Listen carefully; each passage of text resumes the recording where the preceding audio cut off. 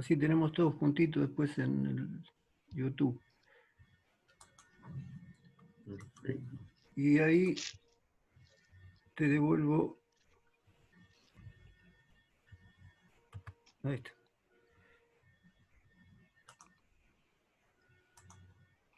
Bien. Ahí está. Bueno, entonces continuamos con los medidores de caudal. Estos eran los de turbina, como estamos hablando recién. Ya lo veníamos viendo en la clase anterior. A ver. Esto sé que...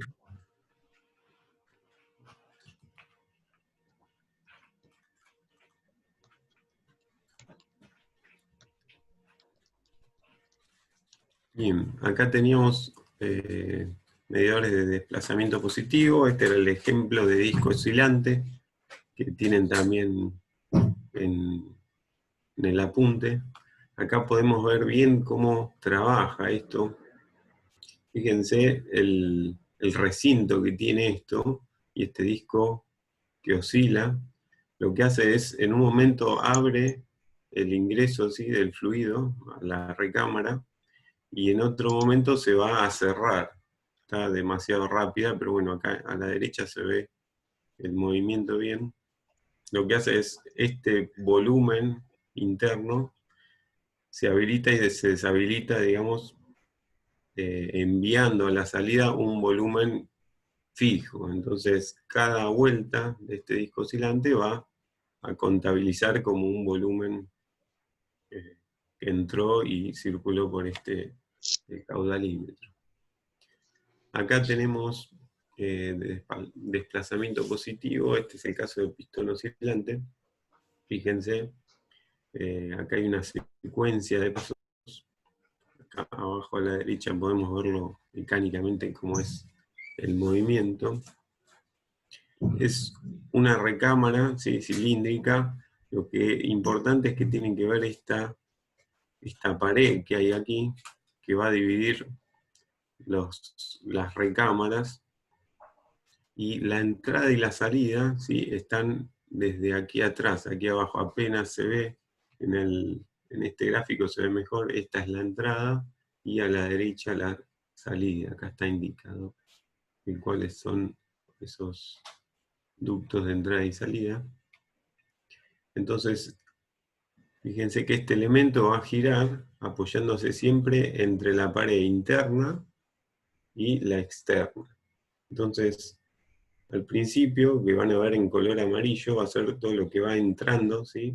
Por este ducto que tiene una forma geométrica medio extraña, ¿sí? No es algo circular, sino que tiene una determinada geometría, para que a medida que en este paso la entrada está habilitando los dos lados, la parte interna como la externa.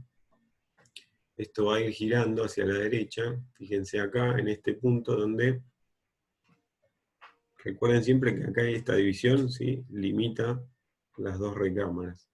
Entonces hay un punto, ¿sí? Donde flujo en tránsito, acá lo marcan con un color medio azulado, donde hay una conexión tanto en la entrada y la salida. En ese punto se cierran los dos y queda como un volumen aquí a la derecha. En ese instante que ya pasa desde el punto inferior hacia la derecha, fíjense que se empieza a conectar esto que se ve azul, ahora está conectado a la salida. Bueno, ahí ese volumen que estaba ahí se empieza a ir de esta zona central. Esto sigue rotando y lo que pasa es, otra vez se empieza a repetir el ciclo, ¿sí? Pero trabaja tanto en la parte interna como en la externa, ¿sí? Están conectadas. Es un movimiento extraño, difícil de observarlo, pero bueno. Acá más o menos pueden ver en resumen qué es lo que está pasando en esos pasos. Bien, este es el tipo roots, ¿sí? También seguimos con los de desplazamiento positivo. Fíjense que la entrada se divide en dos caminos, ¿sí? Hacia arriba, hacia abajo. Acá se cierra, fíjense, primero miren cómo se cierra primero acá arriba, acá ahora se cierra acá, siempre se va alternando cómo se cierra la entrada. Es decir, en un momento empieza la entrada hacia abajo, ¿sí? Y luego la hacia arriba. Hay un punto, ¿sí? Cuando están horizontales estos lóbulos, donde se cierra la recámara, ¿sí? Tanto la de arriba como abajo. ¿Ves? Cuando está horizontal, ya ese volumen se encerró y pasa al lado de salida, ¿sí? Que acá lo marcan en color rojo, ¿sí? Entonces, estos volúmenes, que por diseño los conocemos, relacionamos esos volúmenes con la rotación de estos dos lóbulos, entonces tenemos exactamente, en función de la velocidad de la rotación, que están a la misma velocidad, obviamente, podemos calcular el flujo. Bien, acá tenemos este caudalímetro, que lo deben conocer de vista, ¿sí? Es muy común para medir gas natural, ¿sí? Los residenciales, y tiene una combinación de movimientos entre válvulas y recámaras. Las recámaras van a ser dos internas tipo fuelle, que es esto que vemos acá, y dos externas a estos fuelles, es decir, hay una secuencia de 4 cámaras, ¿sí? 2 internas a los fuelles y 2 externas a los fuelles. Vamos a ver cómo sería la secuencia. En este primer paso, fíjense, está marcando que el flujo No, la concha de tu madre. de gas viene por acá. Pueden cortarse el audio, ¿sí? Porque no sé quién está ahí maldiciendo. Queda todo registrado acá. Bueno, acá entra el gas. Fíjense que está avanzando a la recámara exterior derecha, ¿sí? Y lo que hace es, esta recámara se empieza a llenar de gas, y lo que empieza a hacer es empujar, ¿sí? Este fuelle, ¿sí? Es vaciar este fuelle. A medida que se llena la parte externa, empieza a llenar el interior del fuelle. Bueno, vamos a ver que son todos ciclos, ¿sí? Y todos van a estar conectados entre sí. Entonces, a medida que empieza a llenarse externamente, este fuelle empieza a vaciar el interior, y fíjense este ducto que viene por acá. Acá hay una válvula que en este momento lo que hace es conectar, ¿sí? Por acá la salida. Es decir, el fuelle derecho, la parte interna, está conectada a la salida. Como se está desinflando todo ese gas que estaba contenido en el fuelle, empieza a salir. La entrada, a su vez, empezó a llenar la parte externa. Bueno, en el punto que este fuelle empieza, o sea, llega a su final de recorrido, mecánicamente todo esto está vinculado, y lo que va a pasar es esta válvula va a cambiar de posición. Esta y esta válvula se mueven simultáneamente, la derecha y la izquierda. Entonces, este lado, perdón, vamos a volver, esta válvula va a cerrar esta entrada que venía por acá, y también va a cerrar esta salida. Y ahora lo que se habilita es la parte izquierda, ¿sí? Entonces, vamos a ver qué pasa en la parte izquierda, ahora que este fuelle derecho llegó a vaciarse completamente. Es decir, ingresa, ¿sí? Por aquí, se empieza a llenar la parte interna del fuelle, ¿sí? ¿Y qué pasa con la parte externa? ¿Sí? A medida que se llena el interior del fuelle, la parte externa lo mismo que antes, empieza a vaciar, ¿sí? Entonces, esto es un conjunto de movimientos de estos fuelles con estas válvulas, ¿sí? Que de esta forma medimos, de una manera, digamos, muy precisa, ¿sí? Qué cantidad de gas circuló, ¿sí? En cada momento. Y bueno, tenemos mecánicamente todo esto a un contador, que es con lo cual después van a vincularlo con la facturación, ¿no? Bien. Entonces vamos a pasar, ¿sí? A caudal másico, ¿sí? Entonces, hay menos instrumentales que se dedican a la medición de caudal másico respecto a los que vimos antes. Y los principios, el primero que vamos a ver es por transferencia de calor. Fíjense que acá tenemos un gráfico, ¿sí?, donde tenemos una escala de colores donde indica las temperaturas. Este sería un corte de la cañería, ¿sí? El flujo va de la parte azul hacia la derecha. Acá se ve la curva, así que por el rozamiento, ¿sí?, es mínima la velocidad en la periferia y máxima en el centro. Si se acuerdan de termodinámica, ¿sí?, la masa por Cp por delta T, ¿sí?, podemos calcular, ¿sí?, la transferencia de calor que le está dando el calentador este que vemos acá en rojo hacia el flujo que está circulando en la cañería. Entonces, lo que vamos a hacer es medir, vamos a poner un sensor y con el calor que le transmitimos al fluido, vamos a ver la transferencia, ¿sí?, según la velocidad, vamos a verlo reflejado en la temperatura del sensor que está aguas abajo, ¿sí?, de la cañería, pero en una zona cercana. Entonces, simplemente conociendo el Cp podemos relacionarlo con la velocidad, es decir, obtener el caudal que está circulando por esta cañería. Acá también fíjense que en este caso, a la derecha, tenemos un elemento que sensa la temperatura antes de la entrada al sistema calefactor y otro que está en la parte de salida. Entonces, con ese delta T, aguas abajo y aguas arriba, podemos calcular a través del Cp digamos, del fluido que circula cuál es la velocidad. ¿Sí? Es bastante simple el método. Para que vean cómo son los instrumentos, son de este tipo, ¿sí? Esta es la parte que va dentro de la cañería, ¿sí? Pareciera como un termómetro. Tiene dos partes, ¿sí? Un sensor de temperatura, un calefactor que además puede sensar, depende de los tipos, ¿sí? Y hacen el delta T, pueden hacer, ¿sí?, entre el que no está calefaccionado con el otro.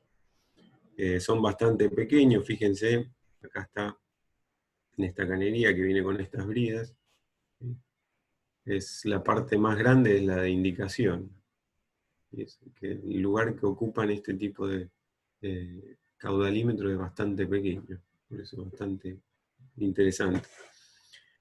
Acá tenemos electrónicos, todos estos que están acá tienen una indicación electrónica. Algunos pueden, no pareciera que tiene cables, digamos, para transmitir. Esto sí, de acá podríamos conectar algún cable para usar esa señal en otro dispositivo. Estos son lo mismo que antes, pero para, por ejemplo, más pequeños. Fíjense acá las cañerías son de tipo de aire comprimido.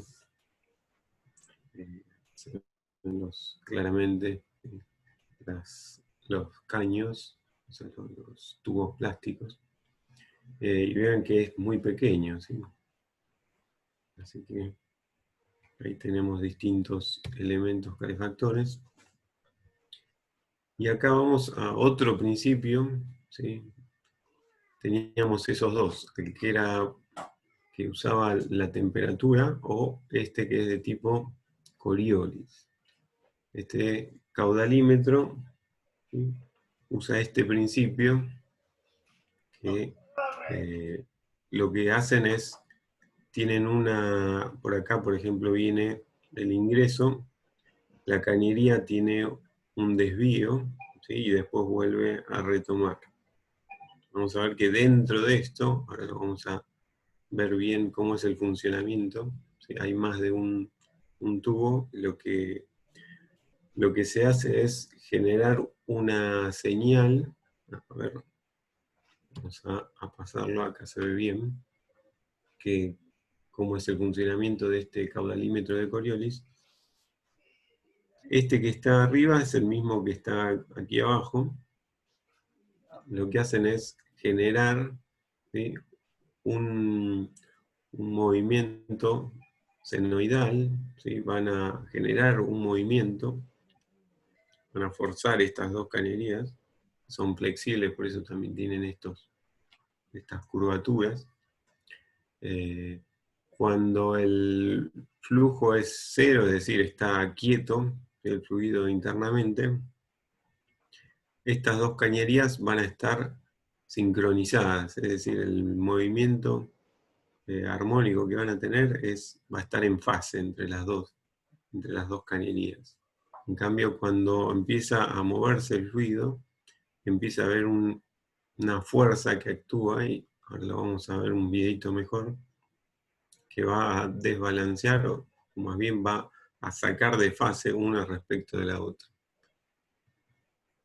Hay algunas de este tipo omega, acá otras tipo U, y lo que se genera es una torsión. Y acá se ve en esta tipo U, cómo se tuerce la cañería, ¿sí?, debido a la fuerza que le estamos aplicando. A ver, vamos al video, para que vean bien cómo funciona este dispositivo.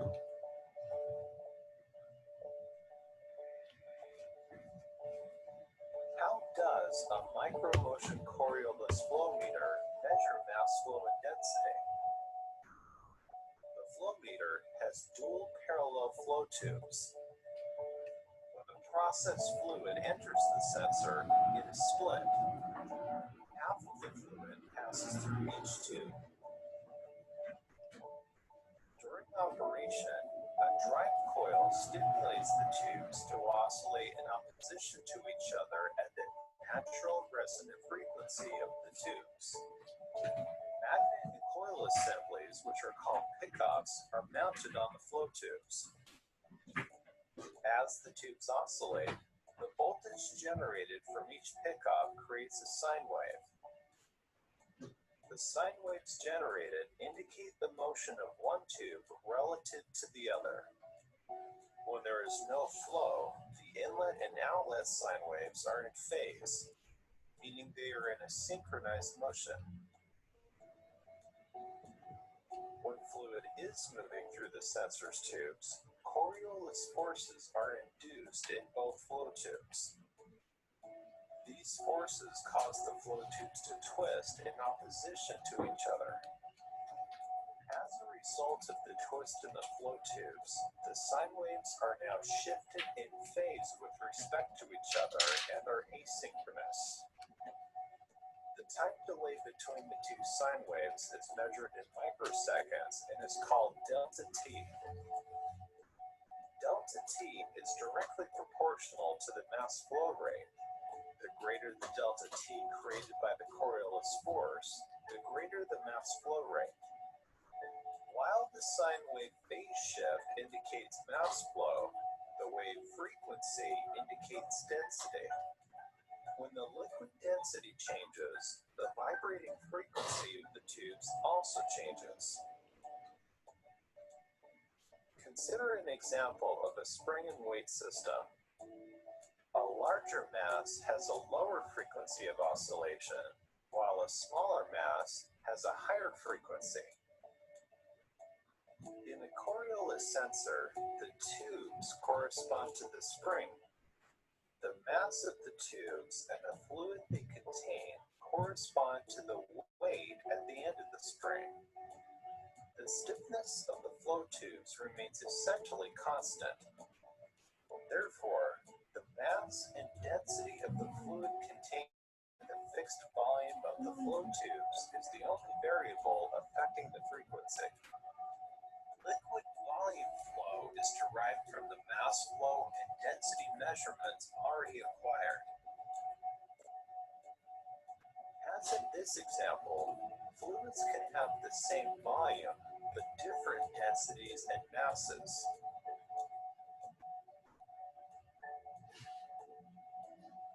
The mass and density measurements allow the calculation of the volume flow.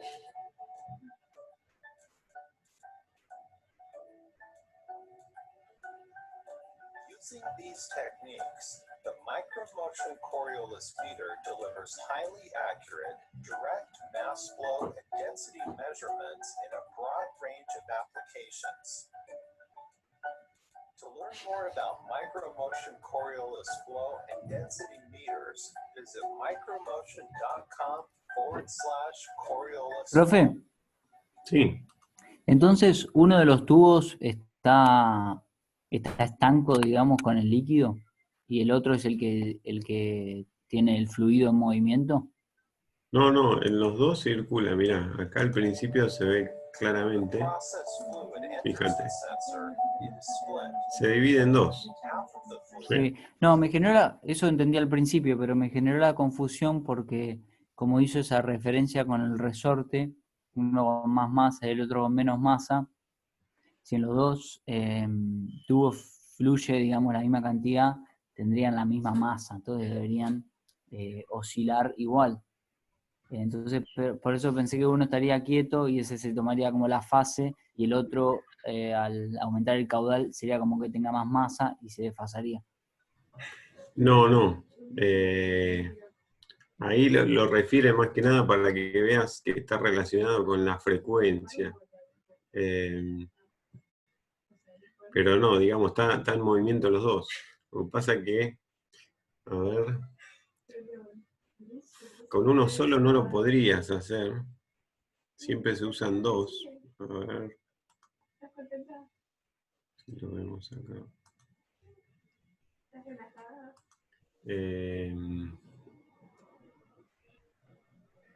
Perdón, te agrego algo. Lo que Sí. pasa es que uno de los dos se está quedando como referencia.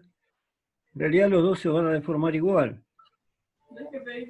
Pero para medir la separación, tengo esos dispositivos y es como si estuviéramos tomando la referencia de uno con el otro. ¿Cuánto se separan?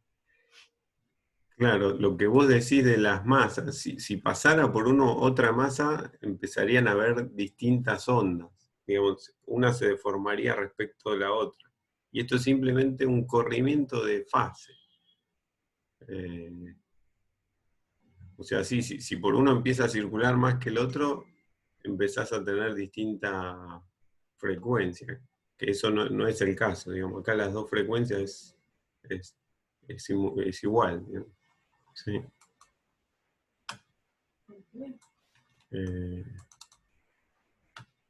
Bueno, entonces acá terminamos, faltaba este poquito nomás. Ya habíamos visto la clase pasada los volumétricos. Y bueno, los de caudal másico eran simplemente estos dos, de transferencia de calor y el de Coriolis. ¿Sí? El primero es más fácil de pensar y este tiene sus problemas. Y lo bueno, o sea, lo fácil es que uno al ver este tipo de cañería ya de lejos se da cuenta que es este tipo de caudalímetro. ¿Sí? Tiene una forma bastante extraña. ¿Sí? Una de las ventajas que tenemos cuando usamos estos es que no estamos poniendo ningún elemento interno a la cañería, como los que veníamos viendo antes, que o poníamos una turbina o algún elemento interno. En este caso, digamos, no se pone nada, con lo cual a veces para fluidos corrosivos, peligrosos, uno no está interviniendo, simplemente genera una fuerza externa mecánica y mide la frecuencia de vibración de la cañería. Simplemente con eso ya puede calcular el caudal que circula por la cañería. Así que bueno, entonces acá cerramos la clase, ustedes tienen el PowerPoint ya se los pasó el profesor. Los videos que hemos visto, tanto este Y como los anteriores, una, están... una cosita, son distintas frecuencias de acuerdo a la distinta densidad. Claro, la frecuencia estaba relacionado con la masa, ¿sí?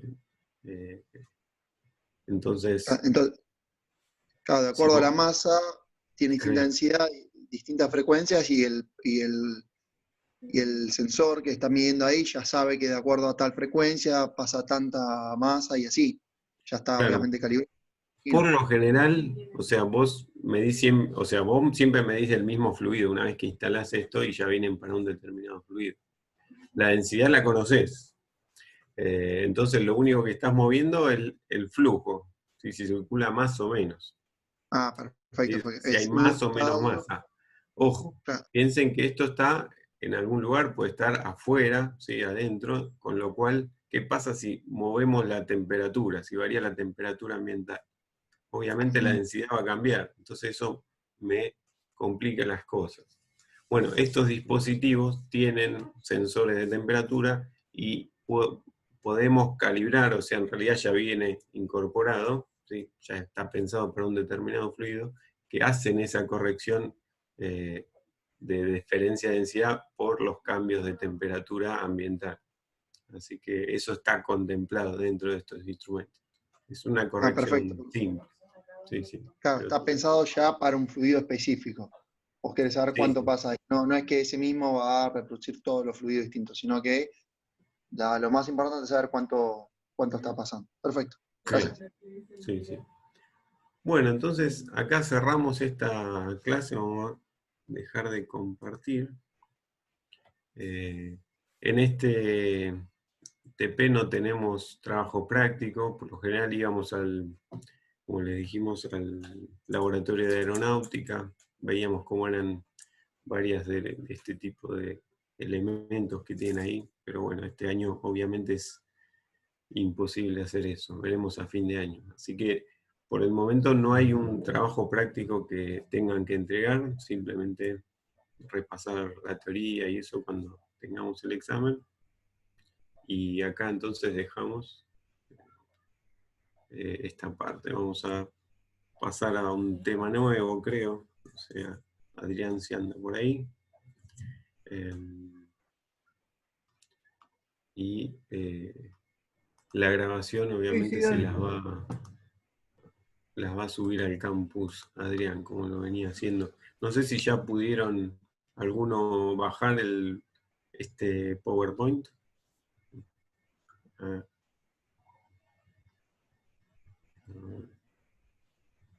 ahí estaba Adrián, a ver si está por acá.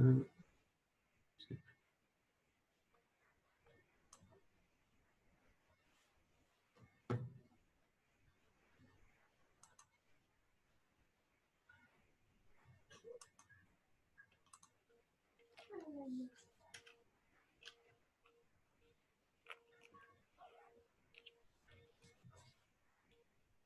A ver.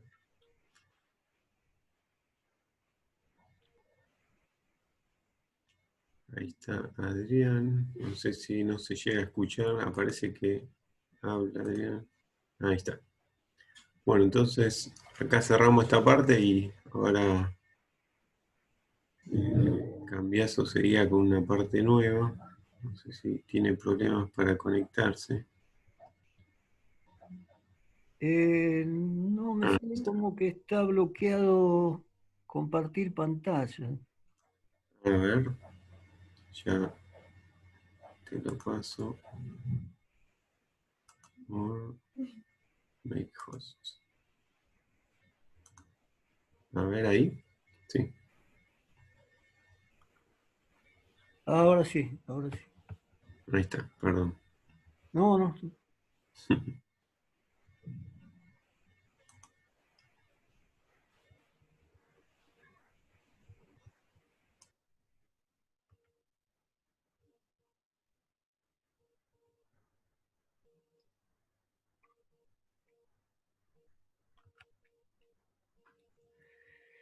Se ve ahora la pantalla, ¿no? Se ve el... Sí, perfecto. ¿ok? El Word. Bueno, acá vamos a ver algo medio rapidito que es, es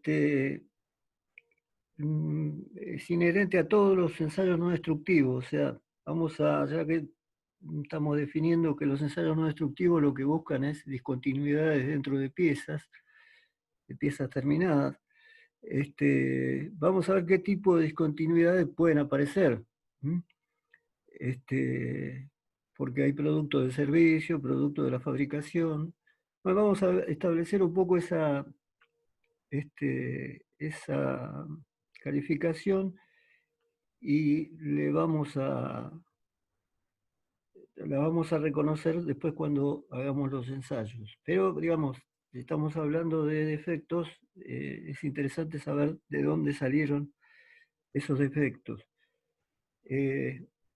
Bueno, esto se lo puedo explicar directamente. Discontinuidades inherentes quiere decir que son del proceso de fabricación, ¿m? Relacionadas con el material fundido. Discontinuidades generadas en las etapas de fundición, solidificación del lingote, o sea, que son propias del material, propias del acero.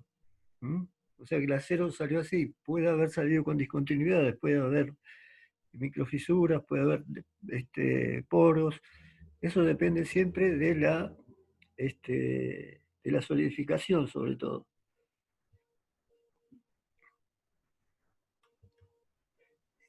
Bueno, lo que,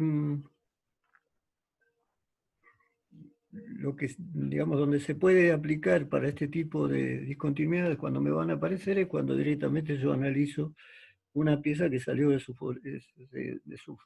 proceso de fabricación. Como sería una fundición o como sería un lingote de material. Yo puedo utilizar un pedazo de lingote de material para mecanizar y puedo hacerle antes algún tipo de estudio como para ver si el material está bien antes de trabajarlo. Entonces, bueno, hay discontinuidades que son propias del proceso de fabricación del acero. Después hay discontinuidades que son propias del proceso, pero del proceso de trabajado, como podría ser maquinado, conformado, extruido, rolado, soldado, tratamiento térmico, enchapado. También habría que incluir acá las soldaduras, o sea, discontinuidades inherentes serían discontinuidades propias del material, y del proceso sería otra cosa, digamos, es como que yo le puedo llegar a producir discontinuidades al material con el trabajo que le estoy haciendo. La soldadura es un caso típico. Por ejemplo, si hago un forjado, obviamente ahí pueden aparecer fisuras y todo, y eso son discontinuidades de proceso. O sea, yo ya tomé el material que de pronto no tenía discontinuidades inherentes, pero en el proceso ahí me pueden aparecer discontinuidades. Discontinuidades en general son fisuras, pero también pueden ser poros, pueden ser rechupes, esos ya son más inherentes, ¿no? Son lo que habíamos puesto como discontinuidades inherentes. Generalmente las de proceso y las siguientes, que serían las discontinuidades en servicio, son más masivamente fisuras. Entonces las discontinuidades de servicio son relacionadas a las condiciones que se generan en el servicio, tales como tensión, corrosión, fatiga, erosión. Durante el proceso de fabricación, muchas discontinuidades que eran superficiales quedan abiertas a la superficie por el maquinado, rectificado, etc. Acá hay una definición que es importante, que dice recordar que las discontinuidades no son necesariamente defectos. Cualquier cosa que nosotros encontremos que sea visible por el método que estamos usando, después vamos a ir viendo que cada método no destructivo tiene una capacidad de ver magnitudes de defectos más grandes o más chicos. Los primeros que vamos a ver permiten ver defectos relativamente grandes y no defectos más chicos, no tiene tanta sensibilidad. Pero bueno, en caso de aparecer una discontinuidad por el método que yo use, no significa que sea un defecto. O sea, podemos decir que lo tengo que considerar defecto si pone en peligro la integridad del material. Para eso se hacen cálculos, hay modelos matemáticos de fractura, de mecánica de fractura, y por eso siempre en un procedimiento de un ensayo no destructivo va a haber un criterio de aceptación, digamos, es imprescindible, porque digamos, yo puedo hacer toda la operación, hacer todo el ensayo no destructivo, determinar que hay o no hay defectos, si hay puedo sacar la medida, pero si no me dicen, por fundamentándolo en algún cálculo, si no me dicen qué tamaño, hasta qué tamaño yo puedo darlo por bueno, no sabría qué hacer, o sea, estaría dando un resultado, hay una fisura de tal medida, pero eso no me diría nada. Lo que establece si la pieza sirve o no sirve es el criterio de aceptación.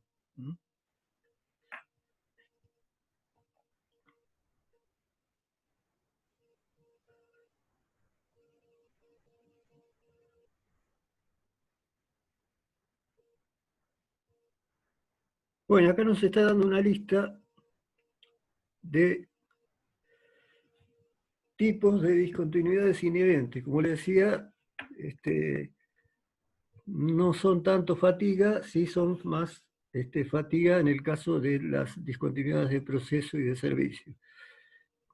Discontinuidades inherentes relacionadas con la solidificación del material, ya sea como lingote, fundición moldeada, serían estas: inclusiones no metálicas, esto ustedes ya de materiales metálicos lo conocen, las inclusiones no metálicas. Porosidad, esto tiene que ver con el gas en el proceso de solidificación cuando se hace el lingote.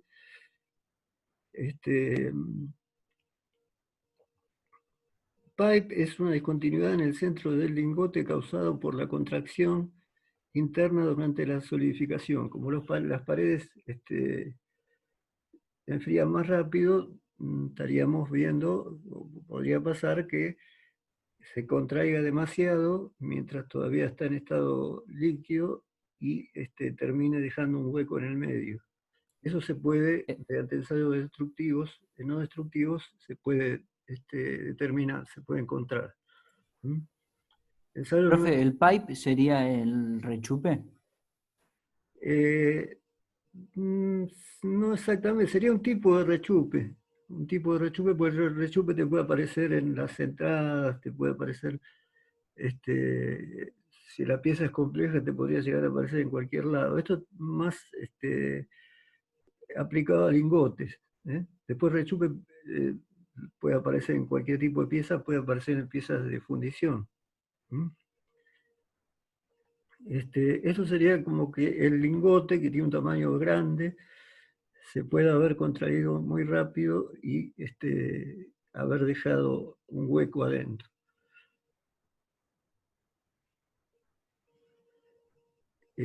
Bueno, el proceso que se da durante la solidificación.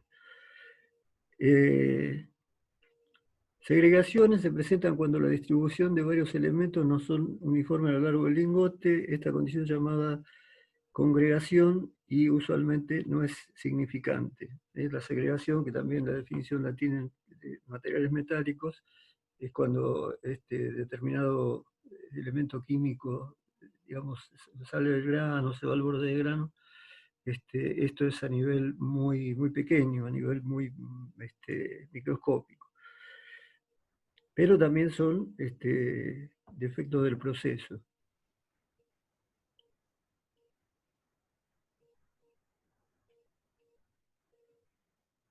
Bueno, cuando un lingote es procesado, eso es cuando hay una colada continua. Puedo producir chapas, palanquillas, tochos. Bueno, es posible que discontinuidades puedan llegar a aparecer. Las discontinuidades que aparecen después del proceso de rolado y forjado son llamadas laminaciones de planchas. O sea, la idea es que si hay algún tipo de defecto, cuando yo proceso el lingote, lo transformo en chapa, o proceso una barra y le bajo el diámetro y hago algún tipo de perfilado.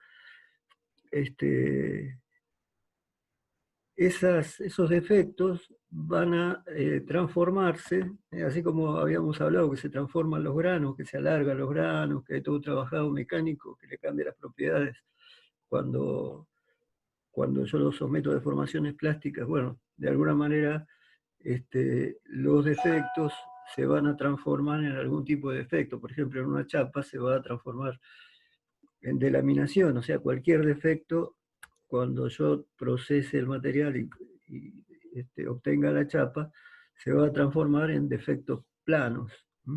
Después vamos a ver que los defectos planos y los defectos volumétricos son muy distintos, porque un defecto plano es mucho más peligroso que un defecto volumétrico.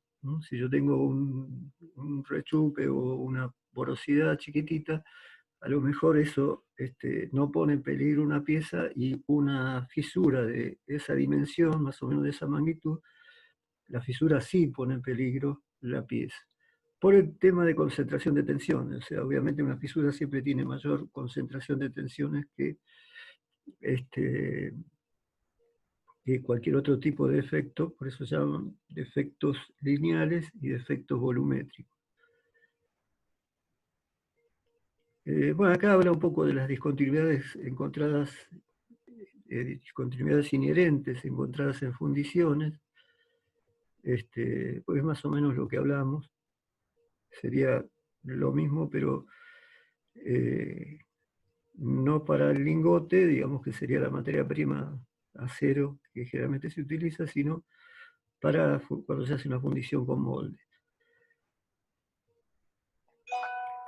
Bueno, aparecerían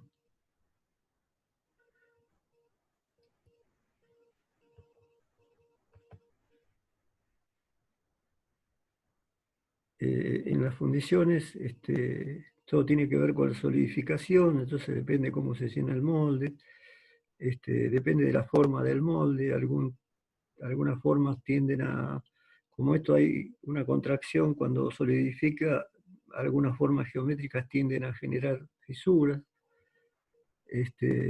cavidades por contracción,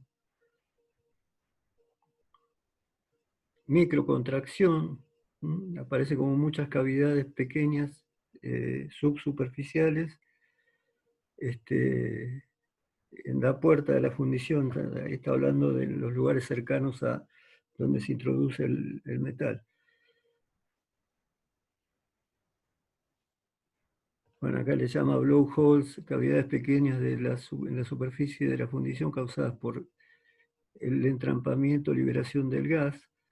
Estos blowholes son como especie de, como si fueran, digamos,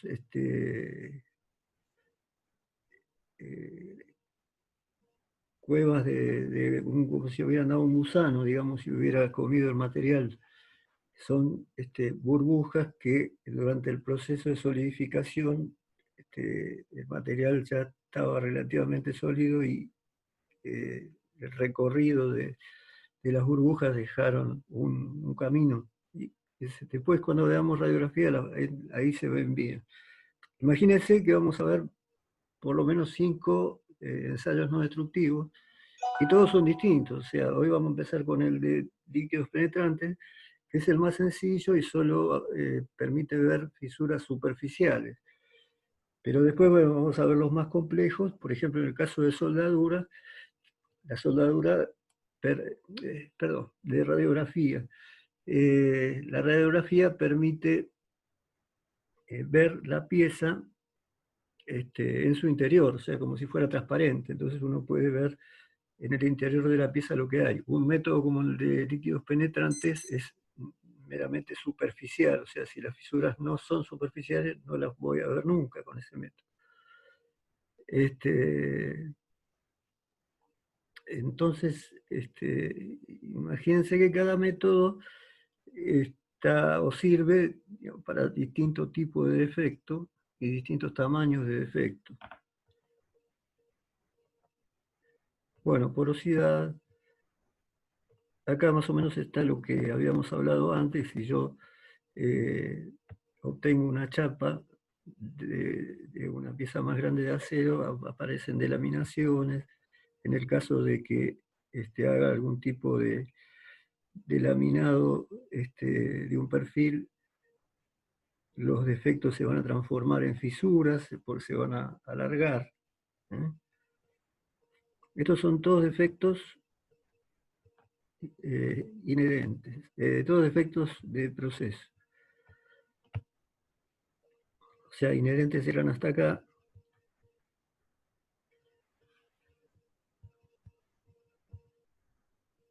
Todos estos, inclusiones, segregaciones. Y estos serían ya los a partir de acá serían los del proceso. Esto es lo que estábamos hablando. Entonces, bueno, las laminaciones que se producen cuando trabajo una chapa, las fisuras que se provocan a partir de cualquier tipo de defecto chiquito que pueda haber cuando hago algún tipo de laminado. Y un defecto de proceso muy común es el de la soldadura. Después de soldadura vamos a hablar bastante, sobre todo con todos los ensayos no destructivos, porque algunos son más útiles para soldadura, pero es el defecto más típico de proceso.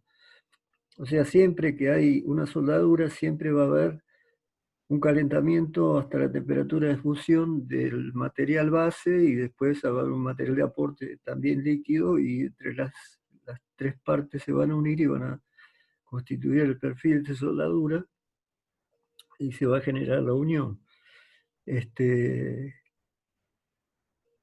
Por lo tanto, yo el material base, o sea, el material que estoy soldando, el material, la chapa que estoy soldando, por ejemplo, o el caño, en la zona del cordón tiene que haber llegado a la temperatura de fusión, que es una temperatura muy alta y que si se enfría muy rápidamente, obviamente me va a dar un temple porque está muy por encima de la temperatura de austenización, o sea que la idea sería que se tiene que enfriar muy despacio, la soldadura se tiene que enfriar muy despacio, o después hay métodos como el precalentamiento que hacen también que se enfríe despacio, o algún tipo de cama de material aislante que hace que el medio ambiente, digamos, no lo enfríe. Pero la idea que la soldadura en realidad es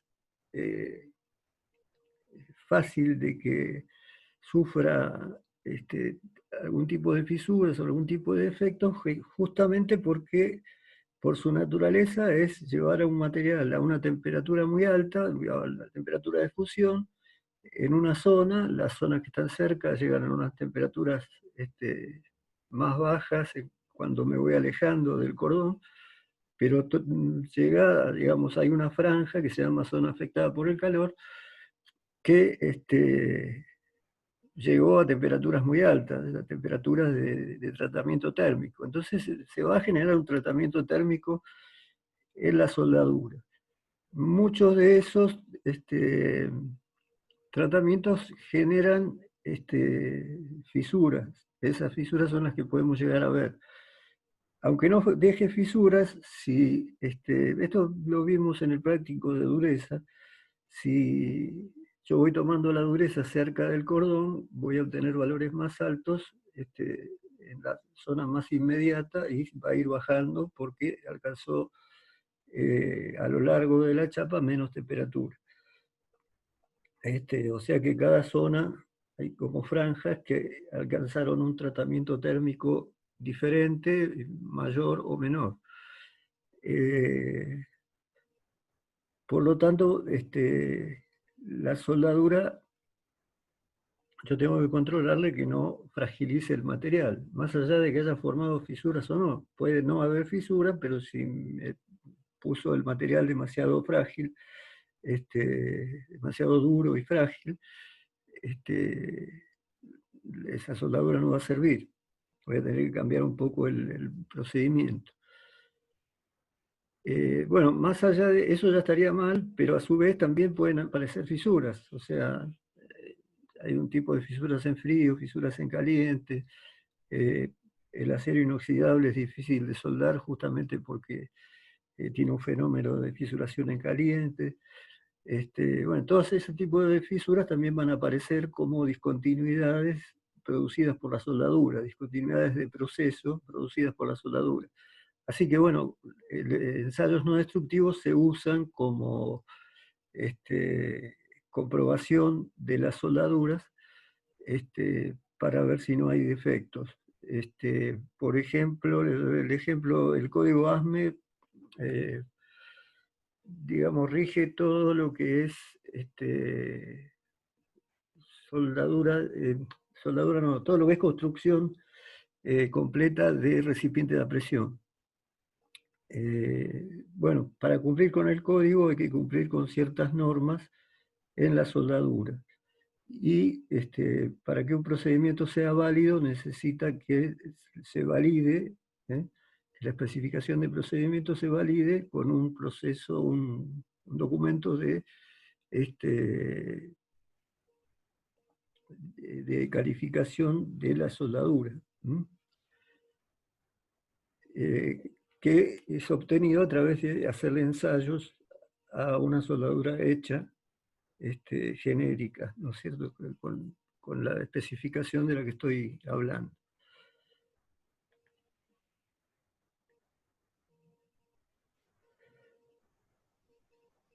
Bueno, el tema de la soldadura sería de las discontinuidades de proceso más común. Y le decía del código ASME. El código ASME tiene toda una sección, un libro de 700 páginas, que ese solo es de soldadura. Y me dice qué tipo de ensayo tengo que hacer, no solo los mecánicos, qué ensayo no destructivo tengo que hacer cuando ejecuto una soldadura. Por ejemplo, sueldo un gasoducto sobre tal espesor, tal especificación de acero, y el código me dice, según la peligrosidad del lugar donde va a estar el gasoducto, según el espesor, según unas cuantas variables, me dice qué tipo de ensayo no destructivo tengo que hacer. Generalmente radiografía. Y me dice si tengo que hacer la radiografía completa del cordón o tomar 3/3 a 120 grados y hacer unas radiografías más chiquitas. O sea, en función de lo importante que sea, me dice que haga más o menos radiografía. Justamente eso lo que busca es ver si hay algún tipo de defecto, algún tipo de discontinuidad que pueda ser un defecto. Pero calderas, recipientes de presión, cañerías, todo lo que tiene que cumplir con el código ASME no escapa a tener que hacer esos ensayos, ¿no?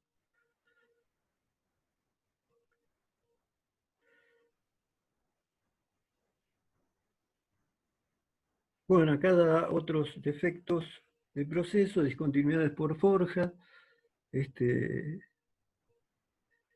el traslape, que consiste en la deformación del material debido al traslape de los moldes de forja durante la operación de conformado, digamos, sería la desalineación de la matriz de la forja.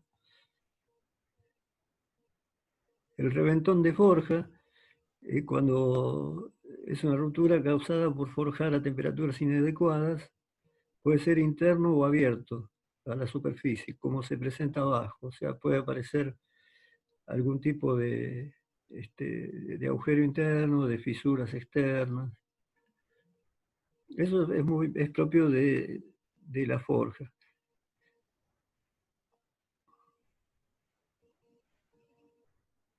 Acá estamos viendo, lamentablemente estas fotos no se ve mucho. A ver.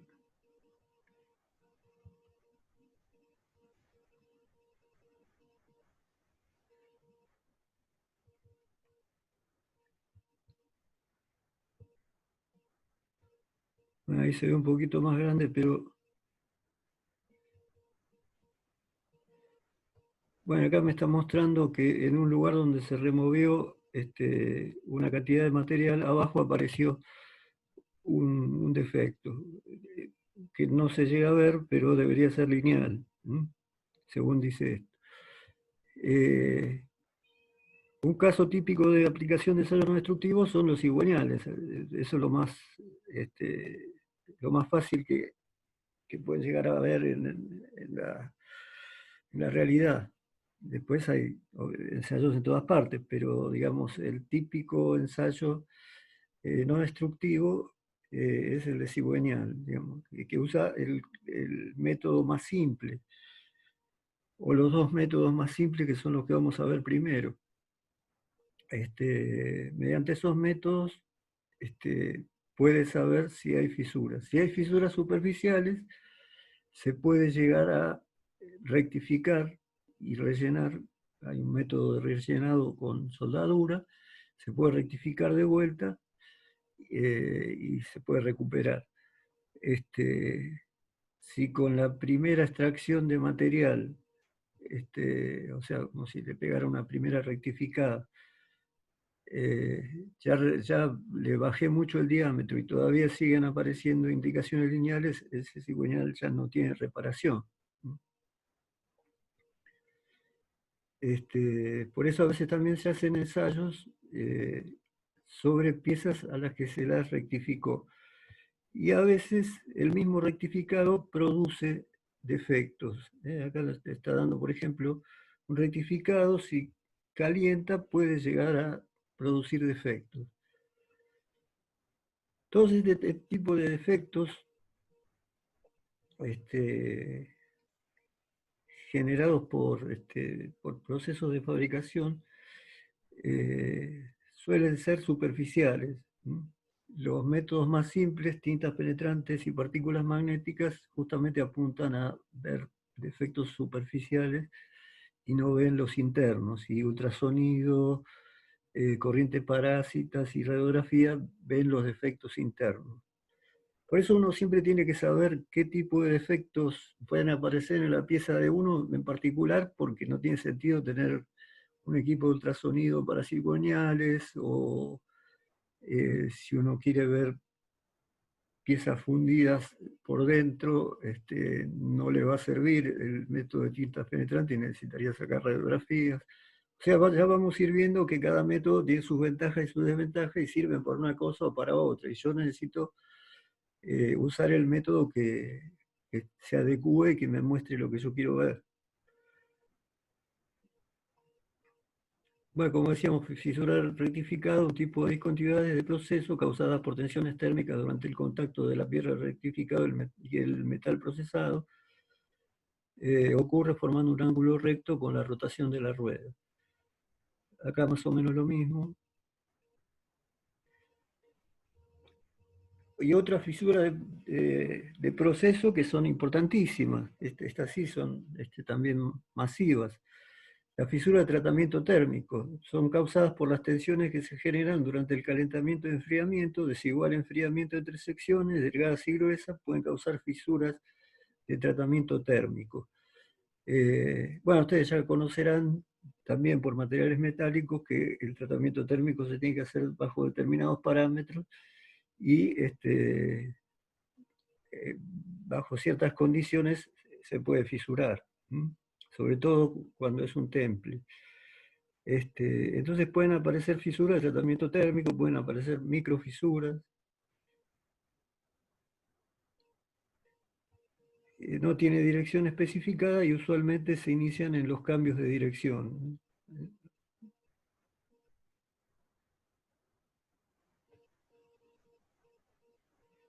Bueno, y pasaríamos a las discontinuidades en servicio, que son muy comunes y que son las discontinuidades que se producen con la pieza trabajando. O sea, yo puedo comprobar que el material no tiene discontinuidades inherentes, le hago todos los procesos, la fabrico, rectifico, hago todo lo que quiero, vuelvo a hacer ensayos y no tiene discontinuidades de proceso, o sea que ya está perfecta, sale al mercado, pero después durante el servicio pueden aparecer fisuras, pueden aparecer defectos. O sea, el mismo servicio genera defectos. El más típico de todos es la fatiga, o sea, si un material, ya vimos fatiga más o menos de qué se trataba, que había que el tipo de terminación superficial o de micro poros que podía llegar a ver, tenía que llegar a una determinada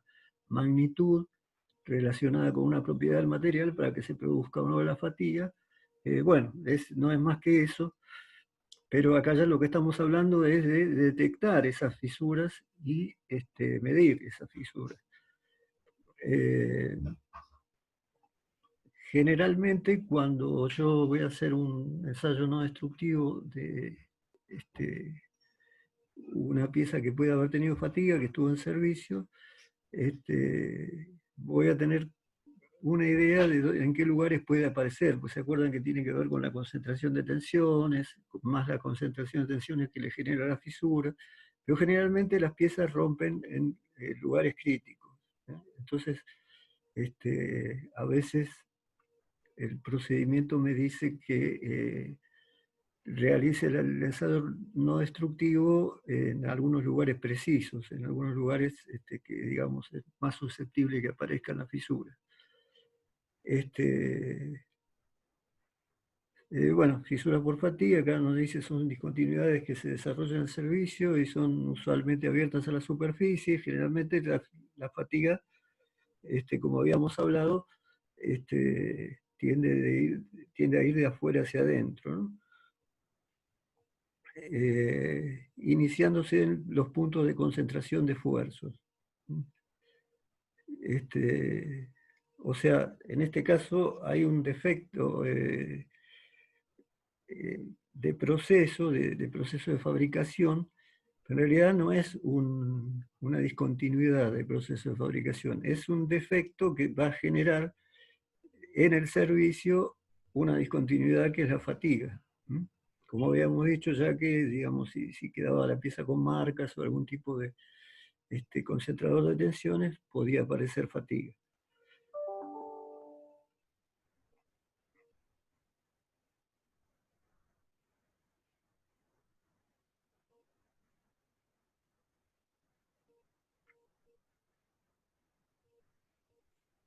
Bueno, acá me está dando un caso bastante esquemático el dibujito, pero bueno, como que acá me apareció una fisura por fatiga. Es importante saber que los ejes, como los ejes trabajan a la flexotorsión, la flexión suele ser variable, suele ser una función variable, una carga variable, y por lo tanto puede generar fisuras por fatiga, puede provocar fatiga. Si encuentra los concentradores de tensiones, como ya habíamos hablado en el primer cuatrimestre. Entonces,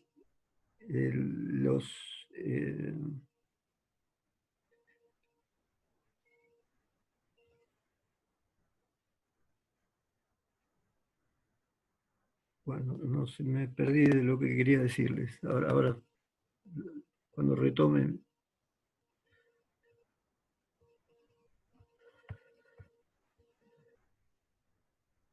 Bueno, acá sería algún tipo de fisura vista por radiografía, que sería uno de los métodos.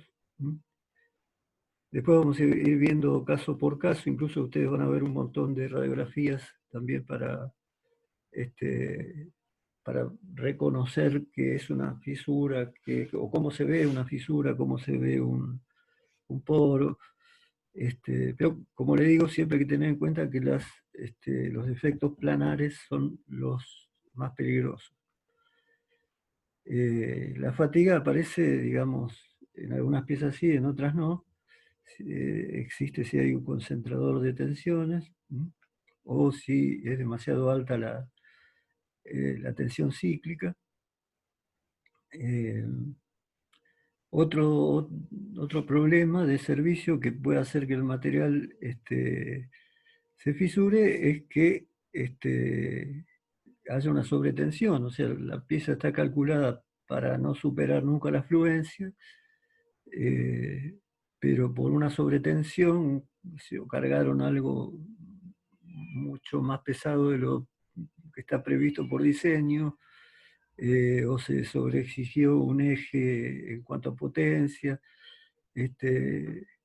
Bueno, y digamos, ese evento imprevisto genera que la tensión se me vaya por arriba de la tensión de fluencia. Puede entrar en el periodo plástico y hasta puede empezar a romperse, o sea, puede provocar fisuras.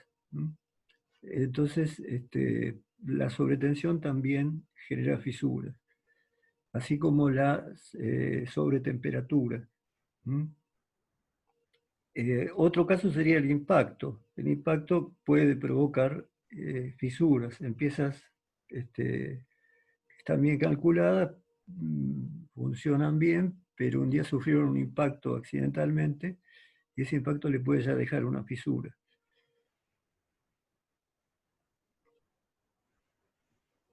Bueno, fatiga, como habíamos hablado, ocurre aún cuando la tensión inducida pueda estar por debajo del límite de resistencia o el límite de fluencia, pero sin embargo, por la presencia de zona de concentración de esfuerzos, esa tensión inducida motivará una tensión final superior al límite de resistencia o el límite de fluencia. Otro tipo de servicios que puede provocar defectos es la corrosión bajo tensión. Ocurre cuando el material que está bajo tensión está expuesto a corrosión en forma simultánea. O sea, la idea es que si yo tengo una fisura que está dentro de un medio, por ejemplo un ácido o algún tipo de sustancia corrosiva, y lo estoy aplicando tensión, de pronto si aparece una fisurita o una cavidad que puede haber generado previamente la corrosión, al tener aplicada una tensión, se tendería a abrir la fisura.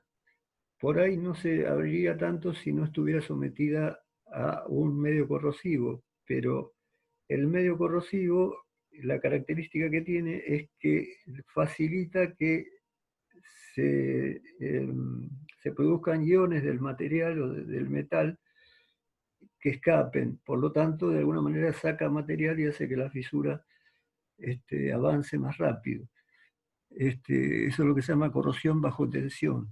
Se da solamente en los casos donde hay, digamos, sustancias corrosivas, pero es también todo un problema, ¿no? Puede existir y también es impredecible, porque depende de cómo actuó la corrosión, generó cavidades, generó imperfecciones, y eso puede llegar a generar una fisura que va creciendo con el tiempo. Bueno, el creep, que es lo que ya habíamos hablado, cuando están expuestos a esfuerzos considerables y temperaturas altas, que llevan un proceso de formación lenta y posterior rotura. Pueden encontrarse defectos, o sea, antes de que se rompa yo lo puedo encontrar fisurado también.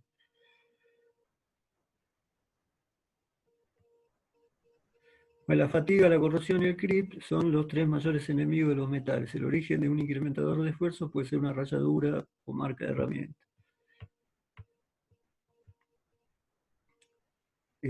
Bueno, como conclusión de esto, lo que estuvimos viendo es que hay tres tipos de defectos que yo puedo encontrar con estos ensayos no destructivos. Lo que son defectos inherentes, que son los defectos de fabricación del acero, los defectos de proceso, que son los que induje cuando estaba fabricando la pieza, ¿no? Por ejemplo, el tema del rectificado, calentó, se generó una fisura, la soldadura puede haber generado fisura. Es importante porque yo puedo hacer ensayos para verificar el material que me ingresa, como que no tiene defectos inherentes, me puede dar bien, después yo puedo hacer el proceso de fabricación y a la pieza yo le puedo hacer ensayos no destructivos antes de, como control de calidad antes de venderla. O sea, en algunos casos pasa así. Entonces de ahí ya sé que no hay ni defectos inherentes ni defectos de proceso. Y después pueden aparecer o no, cuando ya la pieza está trabajando, defectos de servicio, o sea, puede el mismo servicio, porque existen cargas variables y puede producir fatiga, porque existe alta temperatura, por alguna causa puede generar fatiga. Eh, bueno, lo que vamos a hacer es, en el caso de líquidos penetrantes y partículas magnéticas, empezar primero. Yo voy a tratar de poner la mayor cantidad de fotos posibles como para que más o menos lo tengan, porque esto normalmente siempre lo hicimos en el laboratorio. Muy sencillo de hacer, es muy visual, digamos, uno haciéndolo se da cuenta de todo, digamos, ¿no? Prácticamente no lo tiene que estudiar, digamos, lo ve hacer y es tan sencillo que no se olvida más. Lo mismo con el de partículas magnéticas. En el caso de radiografía, bueno, en la facultad nunca hicimos radiografía porque no hay un equipo de radiografía, pero no lo podría ver porque es, digamos, un sistema que provoca daños a la salud, entonces no nos aprobarían nunca que tengamos un equipo de radiografía en una facultad, y menos para hacer trabajos prácticos con alumnos. Por lo tanto es imposible. No serían tan caros, digamos, sería accesible, pero digamos, por temas de seguridad no se puede poner en aulas o en un instituto educativo. Pero sí vemos de la radiografía todo el proceso, cómo se generan los rayos, eso lo vamos a ver bastante completo. Y después vamos a ver unas cuantas radiografías que le van a mostrar a ustedes qué tipo de resultado se puede llegar a obtener, qué se puede llegar a ver, cómo identificar cada tipo de defectos, sobre todo en soldadura, que es donde aparece una variedad más grande de defectos. Y después, bueno, el ultrasonido, vamos a ver si encontramos la forma de, ya por ahí sobre el fin de año, digamos, el ambiente desde el punto de vista sanitario esté un poquito mejor, a ver si podemos combinar como para hacer un video con el docente que también trabaja en ensayos no destructivos de la facultad, que él tiene equipos, digamos, trabaja también de eso, y él tiene equipos de ultrasonido, a ver si podemos filmar algo como para que ustedes lo puedan ver. A lo mejor ya las últimas semanas esperemos que la cosa esté un poco mejor, y nos permita por ahí hacer algo para dejarles a ustedes. Lo ideal, como les digo siempre, normalmente era ir y hacer todos los prácticos. No sé cómo quedará. El año que viene calculo que volverán las clases presenciales y trataremos de abrir los laboratorios para que cuando nosotros hacemos ensayos, aunque sea para las divisiones del año que viene, ustedes puedan venir y puedan verlo. O sea, por ahora tratamos de alguna manera recalcar bien todos los conceptos, todos los criterios, como para que ustedes, sin haberlo visto, y bueno, también viendo fotos y todo eso, pero como para que ustedes, sin haberlo visto, les quede claro igual cómo son los ensayos. Pero lo ideal sería que lo vean. Entonces, por más que, digamos, la materia ustedes la cierren y todo, podrían a lo mejor el año que viene venir a ver ensayos, y por lo menos incorporar un poco de conocimiento en cuanto a lo práctico. O sea, nosotros nos estamos rebuscando con el mayor material que podemos como para poder hacer que ustedes reemplacen lo presencial con más material. Pero lo ideal sería que lo vieran. Eso sería lo ideal. De cualquier manera, bueno, vamos a seguir haciendo, aunque sea de forma virtual, trabajos prácticos, y sobre todo estos que son de los ensayos no destructivos más importantes. Vamos a arrancar con líquidos penetrantes la próxima clase, y después vamos a pasar a partículas magnéticas. Estos dos son los más simples, los que vamos a ver más rápido, y son los más usados porque son los más económicos, digamos, los más portátiles. Bueno, yo no sé si le quedó algo a Pedro.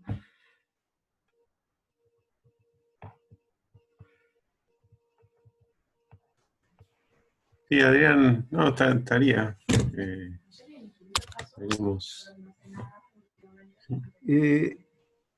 Y quería preguntarle a los alumnos si más o menos se entendió. Esto es solamente una introducción. Después todo esto se va a ver de vuelta en detalle, caso por cada ensayo, ¿no? Cada ensayo después nos va a decir este es mejor para fisuras de proceso, o sea que todo esto que hoy vimos así un poco rápidamente lo van a tener presente permanentemente cuando hablemos de los ensayos. Algunos son más favorables para algún tipo de discontinuidades y otros para otras. Así que todo esto lo vamos a volver a hablar y en cada ensayo de los que veamos, de alguna manera lo vamos a recordar. Simplemente una revisión de, en general, cómo se clasifican los tipos de defectos que se pueden llegar a encontrar en las piezas. Así que bueno, quería ver si a alguno le quedó preguntas, dudas. Profe, ¿está subido esto ya en el campus? Lo tengo que subir el práctico el práctico no, el apunte, y bueno, y voy a subir también la clase esta que ahora va a quedar grabada. Pero mañana probablemente les esté subiendo este apunte al campus. Ah, perfecto, igual estuvo clarísimo, así que está bien. Anteriormente creo que estábamos al día, ¿no? En cuanto a las clases, yo creo que hasta la última la pasé a YouTube. Si no, igual guardo todo en la máquina, cualquier cosa, si algún tema falta, lo subimos. Pero creo que veníamos bien, que estaba todo el material subido. Y bueno, el que tengo que subir ahora es este. Normalmente nosotros, esto lo hablábamos en clase, hacíamos los ejemplos en el pizarrón, hacíamos esquemitas. Esto, digamos, en el pizarrón se hace por ahí muy rápido. Más sumado a la posibilidad de que después hicieran los ensayos, quedaba redondito. Por eso, por ejemplo, este apunte lo estoy incorporando ahora. El que también le voy a subir ahora es el de la clase que viene, que es tintas penetrantes. Había temas como tintas penetrantes y partículas magnéticas que los manejábamos sin apunte, porque son temas ideales para explicar en el pizarrón, para explicar los pasos, ir haciendo dibujitos, hacer el próximo paso, que es lo que cambio del dibujito. Así que son temas ideales para pizarrón y desarrollo. Así que no había apuntes, pero bueno, ahora más o menos estamos cubriendo eso. Y vamos a tratar de conseguir un poco más de material visual, ¿no?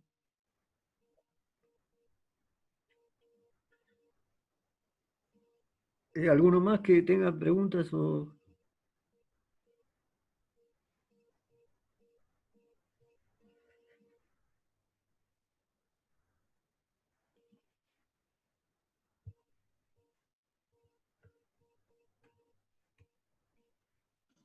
No, ninguna. Este sería el otro apunte, líquidos penetrantes. Sería el primer ensayo no destructivo que vamos a ver. Es muy sencillo el funcionamiento, es muy sencillo hacerlo. Y tiene una relativamente buena definición. Pero bueno, hay un montón de fundamentos. Acá lo que vamos a recalcar, todos los ensayos también son los fundamentos que lo hacen funcionar. O sea, ¿por qué puedo sacar radiografía? Y porque los rayos X impactan sobre una película y la pueden sensibilizar y puede traducirse en una imagen. Y porque los rayos X y los rayos gamma son capaces de atravesar los cuerpos y mostrarme qué hay adentro. Digamos. Ese es un poco el fundamento. Líquidos penetrantes, bueno, hay un fenómeno que se llama capilaridad, que hace que cuando hay una cavidad estrecha, el líquido se meta solo, o sea, hay una especie de fuerza que lo hace meterse en el líquido. Bueno, y ese es el fundamento. Pero bueno, lo vamos a ver, vamos a ir a ver paso por paso cómo se hace, las variables que hay, los tipos de productos que hay, porque todos tienen, todos los ensayos, digamos, tienen variantes. O sea, puedo usar, por ejemplo, en el caso de tintas, puedo usar tintas de color o fluorescentes, puedo usar tintas de base acuosa o de base solvente. Bueno, vamos a ir viendo todas las variables y esto lo podemos también interactuar un poco con catálogos que podemos sacar de internet. Es muy fácil de conseguir líquidos penetrantes y partículas magnéticas, catálogos de fabricantes y de vendedores nacionales, hay un montón. Bueno, esto quedaría para la clase que viene y ya la clase que viene calculo que lo podemos ver completo.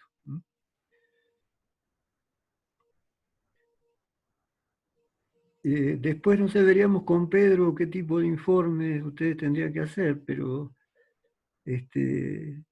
después lo vamos a charlar, lo vamos a debatir un poco. Dale, la semana que viene entonces le damos los lineamientos, si querés, para... Exacto, exacto. Sí, sí, igual yo creo que se puede hacer más o menos lo que veníamos haciendo siempre, porque en realidad cuando podíamos ir al laboratorio, ellos veían el ensayo, pero igualmente lo que les pedimos nunca fue los resultados de ese ensayo, pues imagínense si ustedes van al laboratorio y ven un ensayo de líquidos penetrantes, bueno, lo que van a ver es una tinta que sobre un fondo blanco va a mostrar en color una fisura, por ejemplo, que no se ve a simple vista. Pero en realidad eso no, digamos, volcarlo en un práctico, sería muy cortito el práctico, o sea, diría, se hizo el ensayo y dio que había una fisura, o sea, ahí terminaría. Entonces lo que vamos a hacer, como hacíamos años anteriores, es que ustedes hagan un procedimiento, o sea, en base a la teoría que estamos viendo, prácticamente eso ya va a estar en la teoría, o sea, de alguna manera organizarlo un poco y transcribirlo. Ustedes harían para cada pieza, para cada tipo de ensayo, harían un procedimiento. Por ejemplo, líquidos penetrantes, bueno, para determinada pieza que la inventarían ustedes o la sacarían de algún lado, los pasos que tengo que seguir son este. Podrían buscar los catálogos y poner con qué tipo de líquidos lo tienen que hacer y bueno, armarían un procedimiento. Al final habría un criterio de aceptación, que eso ustedes van a tener que dibujarlo, porque no van a hacer los cálculos de mecánica de fractura como para saber cuál es el límite, pero intuitivamente, digamos, le van a poner un criterio de aceptación como para que quede completo. Eso sería una especificación para hacer un ensayo. Y con los siguientes calculo que haríamos lo mismo, salvo en radiografía, que hay una especie de ejercicio para hacer bastante extensa, pero que es interesante. Más la mirada de unas cuantas radiografías para conocer cómo se identifican los defectos.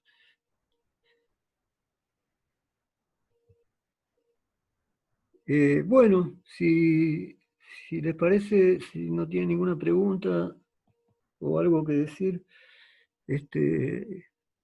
nos estaríamos viendo el viernes que viene y ya entonces veríamos ese tema.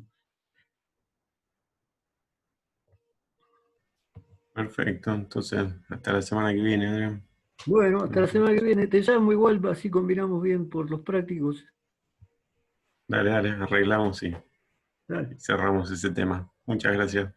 Nos Chao, estamos gracias, viendo. Pedro.